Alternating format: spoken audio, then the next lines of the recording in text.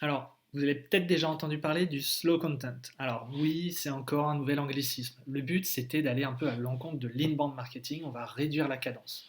En fait, ce qu'on se rend compte, c'est que les deux vont ensemble. C'est-à-dire que c'est pas obligé de faire du slow content et de l'autre côté de l'inbound. L'idée, là, ça va être de voir ensemble, dans une vidéo très concrètement, comment on peut utiliser un outil comme Google Search Console pour trouver, d'abord diagnostiquer en fait les articles qu'il faut refondre. En jardinage, on appellera ça de l'élagage en fait.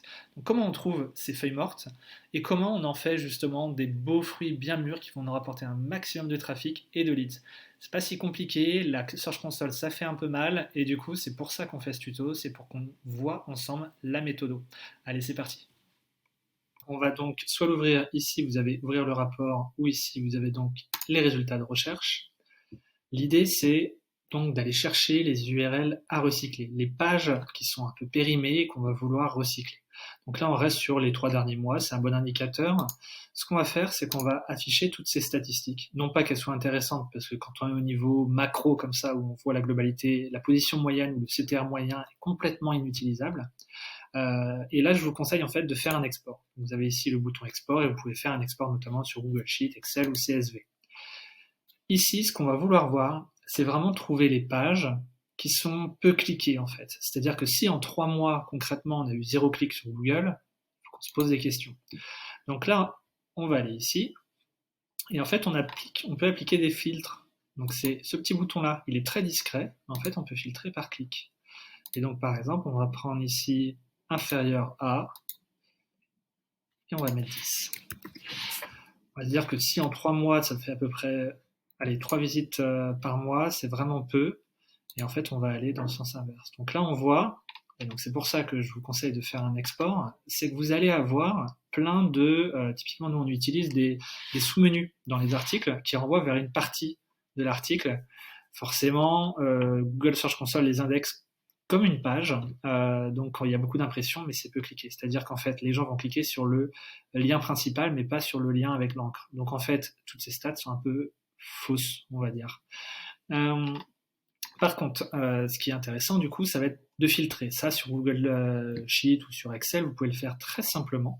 Ici, par exemple, on voit qu'il y a les hashtags, il va y avoir les points d'interrogation. Vous allez pouvoir cibler aussi par sous-domaine, par exemple. Donc là, on voit, on n'a que 10 URL. Mais nous, typiquement, on a ce qu'on appelle la Happiness Factory, qui est notre support pour les clients. On le voit ici, c'est la Happy Academy. Donc là, on va pouvoir faire des requêtes. Si ça commence par Happy Academy, on enlève. Et on va ne garder que les articles de blog. Concrètement, ça donne ça. Donc en fait, ici, on le voit, vous avez, donc c'est tous nos articles de blog avec 0 clic. Donc on voit et petit à petit, ça remonte. Donc là, on voit que j'ai traité ceux avec 0 requête. Et donc en fait, on a donc l'URL, on a gardé le clic impression, le CTR et la position, typiquement on l'a enlevé, et j'ai rajouté des colonnes, le statut, à refondre, etc.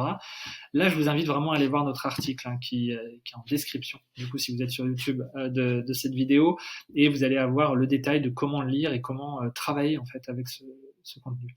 Nous, ce que l'on fait, c'est qu'on est en train de retravailler les catégories.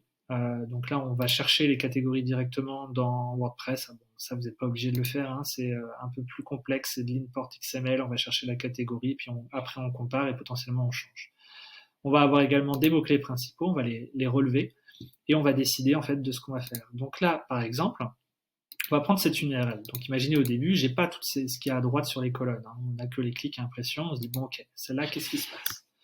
On prend l'URL. Donc vous pouvez le faire à partir de vous pouvez le faire ici hein, dans la Search Console, mais ça va être plus long. Donc c'est pour ça que passer par un export, travailler, manier la donnée, puis après filtrer et aller creuser dans la Search Console, c'est quand même la manière la plus simple, en tout cas d'après mon expérience. Donc là, vous voyez ici, vous avez un petit bouton nouveau. Quand vous cliquez, vous pouvez filtrer par page et vous collez votre URL. Sinon, vous allez la chercher dans la liste là, hein, mais c'est juste que là, c'est plus rapide. Et donc, ce qu'on va voir, c'est qu'on a donc bien les données. Et ici, vous avez ce sous-menu. N'hésitez pas à jouer avec. Alors, moi, souvent, je joue avec requête et page. Je vais très rarement voir pays, appareil, dans mes résultats de recherche, mais ça peut être intéressant. Et donc ici, on va voir que typiquement, c'est affiché de temps en temps, mais en fait, on voit les positions. Donc là, en effet, c'est vraiment un contenu qui est très peu affiché dans Google. Il est souvent dans la voilà, 7e, 10e page, enfin ce genre de choses, donc c'est loin. Il y a quand même peu d'intérêt de le garder, et donc l'idée c'est qu'est-ce qu'on va en faire. Par contre, ce que l'on voit, c'est que quand même comprendre inbound marketing, c'est un mot-clé de longue traîne qui peut être intéressant. Il est en 10e page et il a quand même été affiché de temps en temps. Donc c'est beaucoup. Ce qu'on va voir, je clique dessus. Vous voyez, j'ai juste cliqué sur la requête.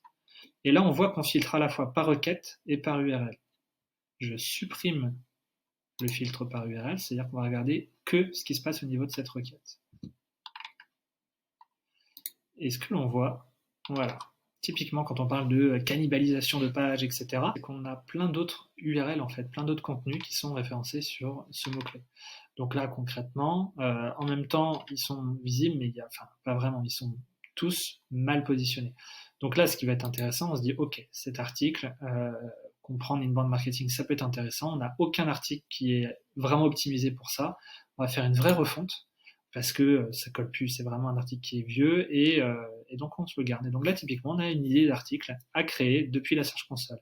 Et en fait, on va faire ça pour tous les articles. Soit on va dire qu'on va les optimiser, c'est-à-dire qu'on les garde, mais on va un peu les optimiser pour qu'ils soient meilleurs en référencement. Soit on les refonce et on refait la structure, soit on va carrément les faire péter, c'est à rediriger. Et donc là, on va soit par exemple, là on voit c'est du vieux contenu, marketing de contenu, il est pas bon, c'est carrément nos pages catégories, on va dire, qui vont viser ces mots-clés, on va l'enlever, on va le rediriger vers la page catégorie. Voilà, donc ça c'est la manière de gérer, donc ça consiste vraiment tout le temps à jouer entre requête, URL, requête, URL. Typiquement là, on va aller voir inbound, outbound sont-ils complémentaires, bon ça c'est un article qui marche bien, hein, et j'enlève le filtre requête.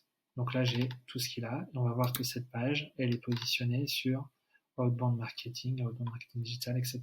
Et donc petit à petit, on va jouer comme ça et on regarde à chaque fois. Donc ça, c'est un article. Typiquement, là, la différence entre tout à l'heure et maintenant, on voit que c'est un article qui marche bien. C'est-à-dire que sur tous ces mots-clés, on voit, il est systématiquement en première page, voire en première position. Parce que quand vous avez 1, quelque chose, c'est qu'il est en 1 ou 2 et plus souvent en 1 qu'en 2. Voilà. Donc n'hésitez pas à aller faire le tri, faites au moins un petit export, ça ne coûte rien, c'est bien d'avoir une photo à l'instant T de votre référencement, et puis après ça vous permet de travailler et d'alimenter votre blog, parce que la dernière chose qui est intéressante, c'est que quand on fait des articles à refondre, on le voit ici, c'est un article qui est périmé, archi périmé, par contre on a remarqué, voilà, ici, c'est qu'on a des mots-clés intéressants. B2B Automation, entreprise B2B, marketing automation à canaux multiples. Jamais j'aurais pensé à ça, mais ça peut être intéressant de creuser en fait. Donc on note ces idées, on les récupère avant de casser l'article et de le supprimer. On va les récupérer, puis on ira potentiellement créer des contenus tout neufs pour ça. Parce que là, pour le coup, cet article, il y a rien à en faire. En fait, concrètement, voilà, l'URL n'était pas spécialement optimisée, etc. Donc on va repartir faire du neuf avec du vieux. Donc en fait, d'un vieil article qu'on va supprimer, on a la possibilité de faire 4 nouveaux articles. Voilà, donc c'est tout pour ce tuto sur le recyclage des contenus. Si vous avez des questions, si vous n'êtes pas d'accord, voilà, ou si vous avez des belles expériences à partager, n'hésitez pas, que ce soit en commentaire de l'article, soit en commentaire YouTube. On se fera un plaisir d'échanger et de compléter si besoin. Merci.